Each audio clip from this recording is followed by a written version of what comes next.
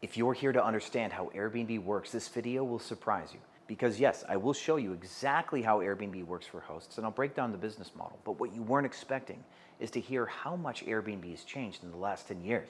Airbnb today is nothing like the Airbnb you think you know. As a host with 10 years of experience and over 50,000 reservations, I'm going to show you the real pros and the hidden cons, and even the unpopular truths that no one wants to talk about in 2025, including the parts that Airbnb themselves don't want you to know.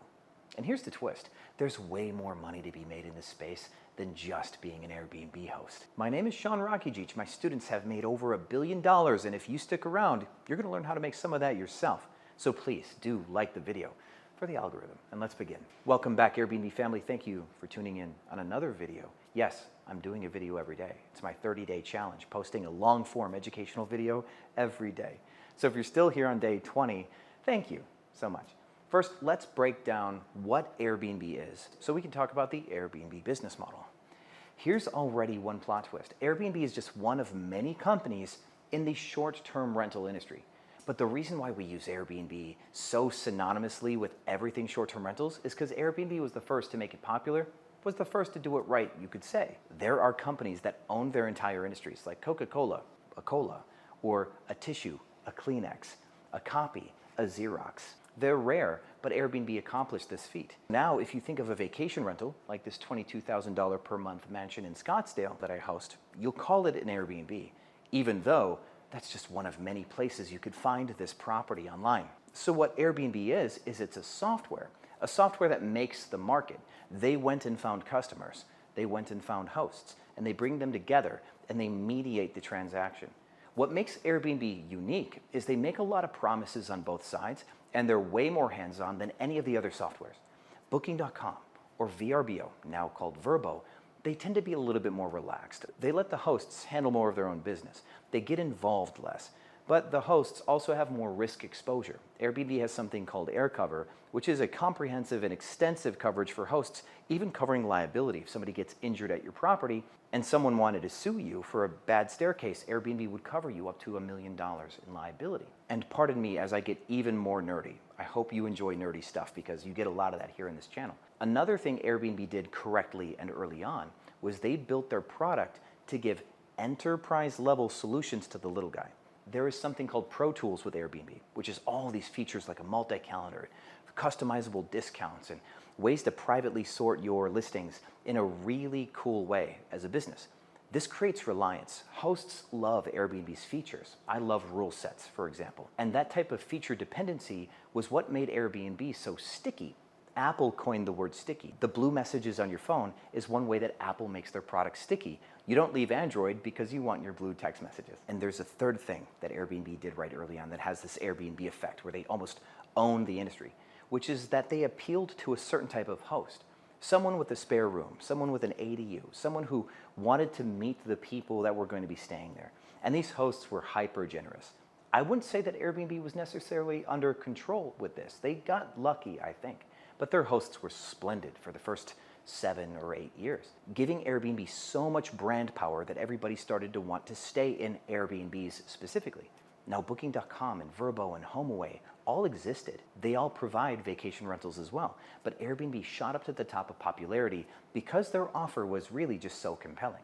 So Airbnb is a software, but they were a good one for a long time. They have had a lot of trouble in the media lately, and we'll touch on that as we go through the business model and the stuff that Airbnb really doesn't want you to know, but the stuff that's going to make you all the money, actually. So yes, please do stick around for that. Now, the Airbnb business model, this is where we already have a bit of a misnomer, which is that we shouldn't call it an Airbnb business model, should we?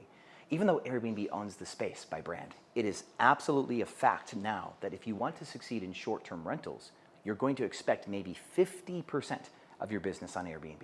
If you're in an urban area like Dallas or Detroit, that could go up to 70, maybe 75. If you're in a beach town like Miami, Fort Lauderdale, or an internationally visited city like Boston, you could expect a lot more business from Booking.com or Vrbo, and maybe have 15% on Airbnb. And at that bird's eye view, what you do with this business model is you gain access to a property, anything with a front door and a bed, really. It could be a treehouse even, it could be an apartment, it could be a mansion. It could be a Cody Sanchez tent in unwanted land, and you can list it on these platforms. Airbnb will allow you to list an accommodation, somewhere that someone can sleep. That's the requirement. You cannot list something where someone cannot spend the night. That would be peer space. And by doing so, you place yourself into the hospitality industry. And a lot of what we can teach you about the Airbnb or short-term rental business model, we can actually look at hotels or bed and breakfasts for a lot of the best practices in this industry. If you started this business before Airbnb, you might buy a house, or you might buy or rent or partner with somebody who has a house. Say they have 6 bedrooms and a beautiful kitchen. You could rent the individual rooms and call it a bed and breakfast. You'd probably make a website, there'd be a phone number where people can call you for availability, they'd book, they'd pay you cash or by card, you write them a little paper invoice and they'd stay the night, and then you would clean the rooms when they leave. You would turn over the rooms, just like a hotel, and you'd try to make it ready for the next guest, same day. And heads and beds, total nights stayed, total number of persons serviced per year, that's how you make all of your money, is occupancy and what we call average daily rate. The better your listing, the more money you can make. There's a lot of things that make a better listing. That's a huge topic, but you're in luck. This channel teaches everything Airbnb. I have a whole playlist on interior design, pricing strategy, all the hard stuff. So when you're ready, just click on one of those playlists. It's going to be in the body of the video down below. But now let's fast forward to the era of the internet. You can list a listing on Vrbo, on Airbnb, on Booking.com, and people will never have your phone number because these middlemen, these online travel agencies, will handle all of the marketing. Airbnb has lowered the barrier to entry for this to make listings so easy. There's just a few steps and then your listing is live.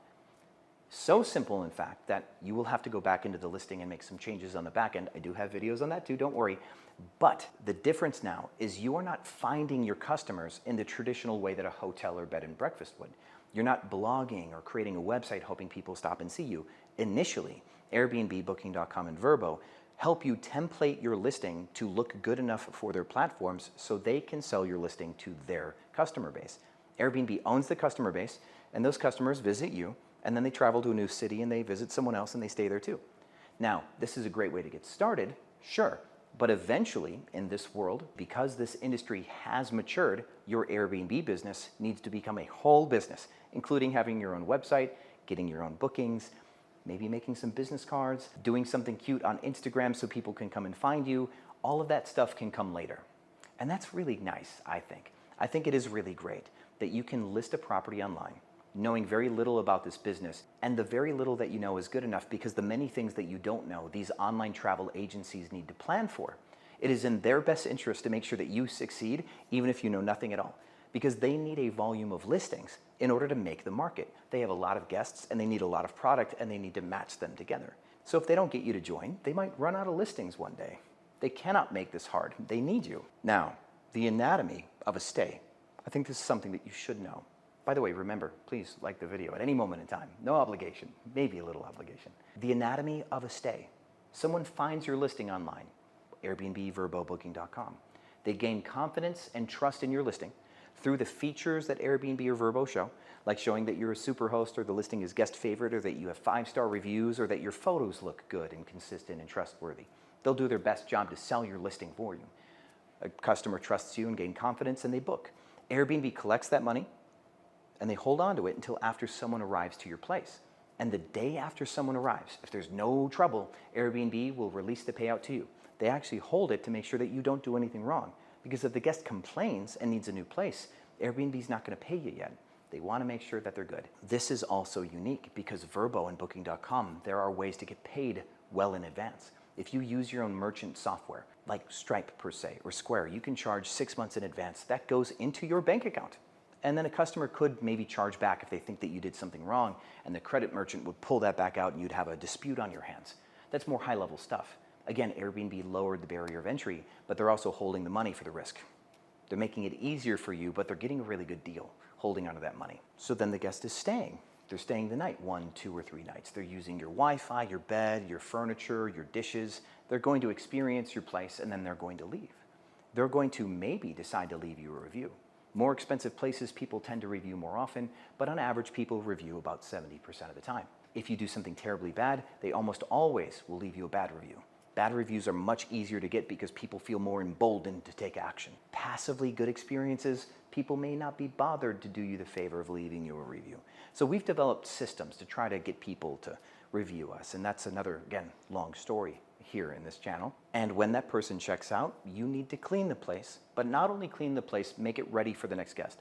This includes inspecting the home for damages or theft, making sure that there's no smoke smell or that there's no pet dander because someone snuck in an animal. You need to make sure that the place is like new condition, is what I tell my cleaners, like new condition for the next guest. You hold that high standard of cleanliness and you hold a high standard of guest communication, and those are really the two pillars for succeeding in this industry. So you have to talk to people and you have to be thorough when you clean. Those two things, you're going right to the top. I can promise you that much. And one thing I think you should know in 2025, documentation is king for cleaning, because guests can claim that the place isn't clean. Guests can claim that there's bugs. Guests have learned that if they make the right claims, they can get a free night stay. There are bad guests out there.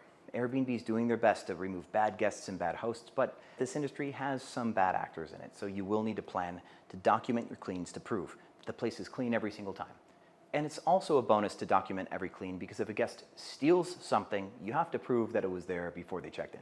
And documenting every clean documents the condition of the home every time. You never miss a beat. Your documentation's always good, and you're going to be okay. Wash, literally rinse, and repeat. Like I've said, I've had over 50,000 reservations, 150 Airbnb properties in 10 different cities, and I have students in 43 different countries. And all over the world, this model, this check-in, check-out loop, it's the same. And the key to a 5-star stay is knowing what guests go through, so you can plan ahead.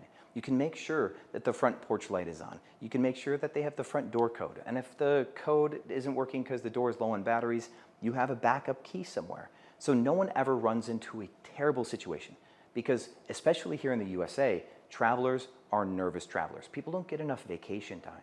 People really care about their 2 weeks off. And if their first day at an Airbnb for their one vacation week in the summer starts to go wrong, they will spiral into anxiety and their trip is ruined in just 20 minutes. And it's our job to prevent that. They are trusting us to make sure that their stay goes well. That's really the key to a 5-star stay. I like to use the word redundancy with my students. Every plan A has a plan B. Every plan B has a plan C. And plan B should be as good as plan A for the guest. It should be no sweat for the guest. In the Airbnb space with my students, it's very common for people to make between 25% and 40% net income, depending on how they operate. Some people do better than this, some people do less. During the boom post-COVID, people made a ton of money, and then about a year after, when the Airbnb bust happened, people made a lot less. And yes, some people do lose money. And in some markets, properties may lose money 2 months of the year because it's low season. We want to plan for these cycles. Don't get too scared. I like to think that this industry has a 5-ish year cycle where things get good, more hosts come in, things get bad, hosts quit, and it repeats itself. So you might have a couple good years and a couple bad years and a medium year in a 5-year cycle. Never get too scared. This industry will be around for a long time. It was here way before Airbnb. And it will be here after. I just don't know if Airbnb is really ever going to leave. But if they did, this will still be here after Airbnb. Now let's talk about one Airbnb elephant in the room. You know, Airbnb's lost a lot of its brand power over accusations. They made one big mistake that they could have fixed early on. They have a cleaning fee. You've heard about them. People complain about it all the time, hidden fees on Airbnb. What a cleaning fee is it's a one-time charge that you add into your listing to make sure that you get paid for your incremental cost. This could get really nerdy, and I'm going to trust you to keep up with it. There's 1,000 of you out there, and I want to make sure that you understand this. And replay this if you need. Your nightly rate is separate from your cleaning fee. And your nightly rate could be $100 or $200. And every single night you can collect $200. It doesn't matter if a guest stays 1 day or 5 days, you get $200 each day. But it costs you $100 to clean. It's really hard to put that in where you make sure that you get $100 between 1 day or 5 days by putting it into your nightly rate, right? Do you make your nightly rate 120 instead of 100? If somebody stays for 1 day, you actually only got an extra $20. If someone stayed for 5 days, you get the extra 100. So Airbnb wanted to solve for this, and they created a one-time fee called a cleaning fee. The mistake that they made is they made that public. It wasn't anybody's business what your cleaning cost is, but they let guests know that the place was expensive because a host had a $300 cleaning fee. And maybe they were hoping transparency would bridge a connection between the host and the guests would understand that a single night stay would be so expensive because you still have to clean the place. Maybe they were hoping for that. But hosts use the cleaning fee all sorts of different ways. You could add more money into a one-time fee. You can make your cleaning fee $1,000 because you don't want any one-night stays. And to charge $1,000 for one night plus your nightly rate is just completely unreasonable and no one would book. But in a 7-day stay, that $1,000 would be distributed between 7 days and maybe it would be reasonable. Hosts had this kind of logic, but this bred a lot of distrust. Now, this has changed. Airbnb has hidden the cleaning fee again, but it is still something that you will use because it allows you to do something that I call price perfection. You need to make sure that your incremental costs are covered, and let's explain what those are versus fixed costs. A mortgage or a rent payment is fixed. If a guest stays 20 days, your mortgage doesn't go up. If a guest stays 5, your rent doesn't go down. But if a guest stays once, you will have to clean it once. The cost of cleaning is an incremental cost. If a guest uses an entire bottle of shampoo, you have to buy a new bottle of shampoo. That is incremental. Consumables, your electricity bill will fluctuate when a guest stays. These are incremental costs. And your cleaning fee can be your best way to plan ahead for the fact that anytime you have a reservation, you have a ballpark incremental bill that you have to pay per reservation. Now that Airbnb's hidden it, you can make your cleaning fee more than the actual cost of cleaning. You can add $5 or $7 to cover the cost of turning the AC a little lower, and for buying new batteries for the TV, shampoo, everything. You can have a little bit of consumables in that cleaning fee. And I highly recommend you do it that way. Because also in 2025, Airbnb hiding the cleaning fee and making your final price the only thing the guest sees, it means that the algorithm has changed. Your cleaning fee really doesn't affect how you show up and rank anymore. And it used to. You might discover some old videos where I tell you, be careful about your cleaning fee. But that's outdated now in 2025. Airbnb does have an uphill battle to win guests back again with their issues with cleaning fees and other things. But I think Airbnb is doing a really good job. And I'm going to post a video at the end of this one that you can watch. That's the 10 things that Airbnb has done recently to win their guests back. And so you can see really what Airbnb is doing to try to win guests back in the space to fight against Vrbo and Booking.com. Because fun fact, Vrbo has 21% market share now in the United States. Booking.com is still small, but they've grown 17% year over year, and that's a lot of growth. Airbnb is a little nervous. So please do, watch that video. It's highly valuable. And now let's get to the cool part, which is the fact that you can do short-term rentals or you can do Airbnb without owning property. You can start an Airbnb business, either renting property or doing something called co-hosting. Now, I will have one little pro tip for you here, which is co-hosting is a pretty mature industry too. It's essentially like property management, except not signing leases and stuff like that, so it's legally a little bit different. But in concept, it's like property management. And a lot of property management companies actually do Airbnb management now too, because it's just the extra money. And this means that there's a lot of mature players in the game, like myself. I've been doing this 10 years, I can co-host.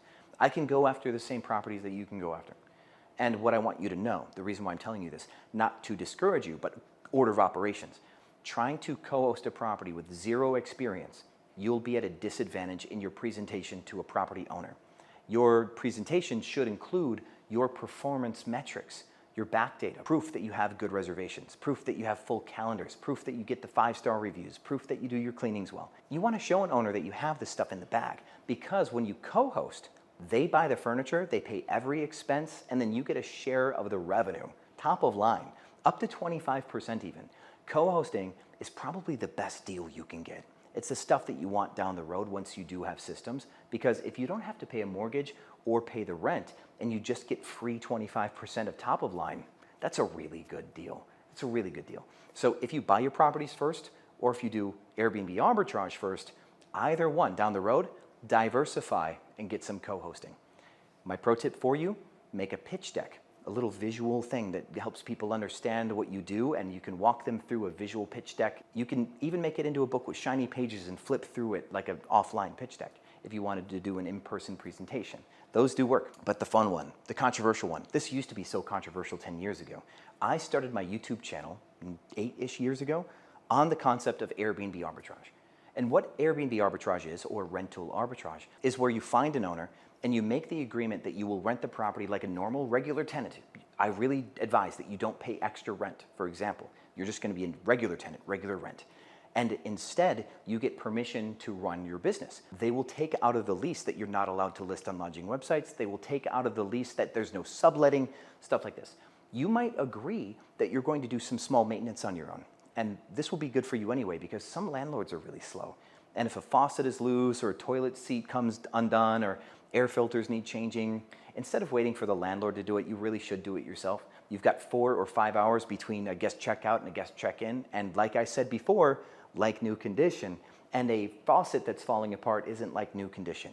And we can't count on the landlord to fix that faucet in 5 hours. So this is a benefit to landlords. It's a really good part of the presentation. When you tell a landlord that you're going to take better care of the property than they would because your guests are extremely picky with quality because they're paying more money, you're telling them that you're on their side. And it's a really cool relationship to have, especially if a landlord's ever had to evict somebody.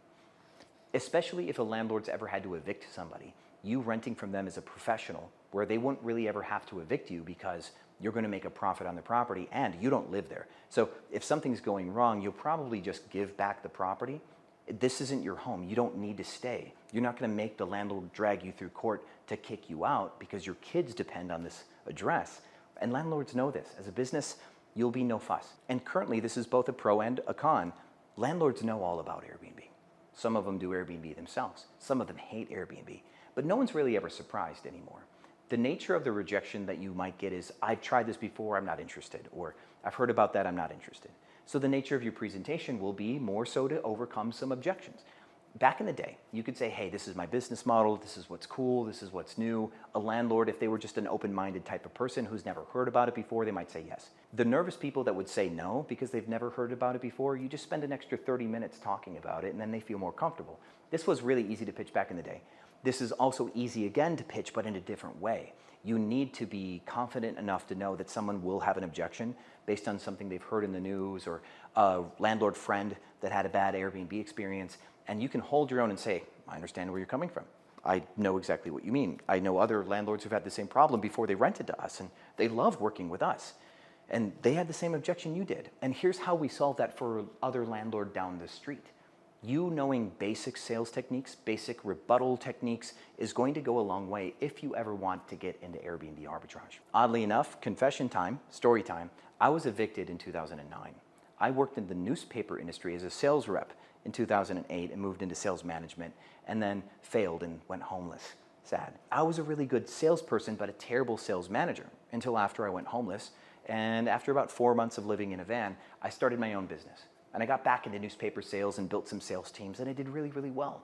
So since 2010, I've been a successful sales coach, sales business person, and I helped newspapers stay in business. Teaching sales is one of my favorite things to do, right up there with teaching Airbnb, as you can tell.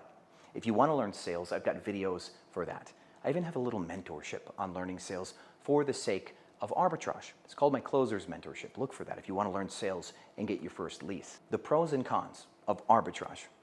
The cons are that you don't get any equity pay down on a building, which means that your first $2,000 of revenue means nothing for you, none. Where if you had a mortgage, the first $2,000 of revenue that would go pay your mortgage, you get a little bonus, right? You get like a little cash back like it's a credit card. The equity pay down, the amortization of your loan. So even if you made no money for 30 years, like you were completely break even, you'd still have the house after 30. So there is an advantage there. Owning now also has cost segregation.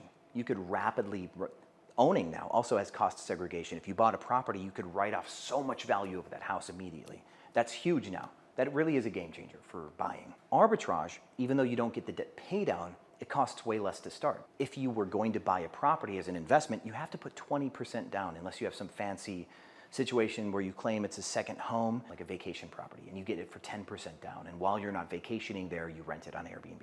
You could do something like that. But there's limitations to these loans. And of course, the loans are also still expensive. The mortgage payments are pretty high lately. So you can get into a property, like a 4-bedroom house, for maybe $30,000 total. That includes the furniture. Where if you were going to buy that property, because everything's so expensive right now, you might be in for $100,000, $110,000 for the same 4-bedroom property. So you could start 3 separate 4-bedroom houses, maybe even 4, for every house that you could buy. Now, the end of this is where the equation has to balance for us. Is it better to buy or is it better to rent? It depends on how much money each property makes. If your properties make $5,000 each net income, and you have 4 of them, that's $20,000 cash in your pocket every month, and the home that you bought made $7,000 net cash, you're ahead by $13,000. But also, let's say that out of the mortgage payments that you make on average, you make an extra $1,000 a month or $2,000 a month in debt pay down on your mortgage. Well, now you make $9,000. So the 4 properties make $20,000. The 1 property makes $7,000 in cash plus $2,000 of debt pay down and maybe $500 a month of appreciation. And so now you're at 9.5. Still versus 20 in this example. So in this example that I gave you, arbitrage is still better for total profitability. Even though some of it's equity in the house, and a lot of real estate people really love that, it's still less money at the end of the day. And that is how I grew a business to over 150 properties. I started with $4,000. Remember, I was evicted in 2009. I didn't have a lot of money. And my very first property, I started with $4,000 to buy the furniture. I got 8 weeks of rent for free from the landlord. I didn't even pay the first month of rent yet because of the 2 free months of rent. And I started to profit right away. So arbitrage is powerful. And right now, arbitrage might be in a really cool spot. I will say positive things about arbitrage because there are 500,000 more home sellers than there are buyers right now. And that doesn't even include the builders. The builders have 9.8 months of inventory that they have to sell that they've built. When these builders start to sell properties, they're going to slash the prices because they have high interest debt that they have to clear. And when they slash the prices, home appraisals will go down, meaning that these home sellers will have to drop their rates. And there could be like this slinky going down the stairs effect where home prices start to crash. So right now, buying a property would be kind of like buying at the top, in my opinion. And so maybe in a year or two, maybe in just 6 months, who knows, we might see a bottom out, like a flash crash, and then buying might be a really, really cool idea. But until then, I would rather rent and protect the downside. And I would rent from these same landlords that cannot sell their properties. They are calling these people accidental landlords. People who unintentionally became landlords because they had a primary residence or second property that they would love to sell, but they can't. And because they have holding costs, they have mortgages, that property either has to be sold at a loss or they have to find a way to generate mortgage payment coverage. And to rent to you as an arbitrage partner would cover their mortgage. You'd buy them time. You'd give them the options. They'll rent to you and let you do arbitrage because right now they may not have a better option.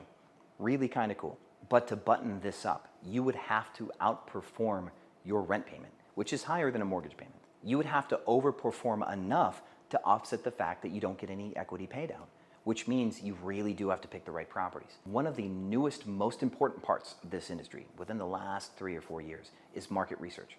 People call it due diligence even in other industries. We need to find out what properties make money and why, so that way we don't pick up the wrong property.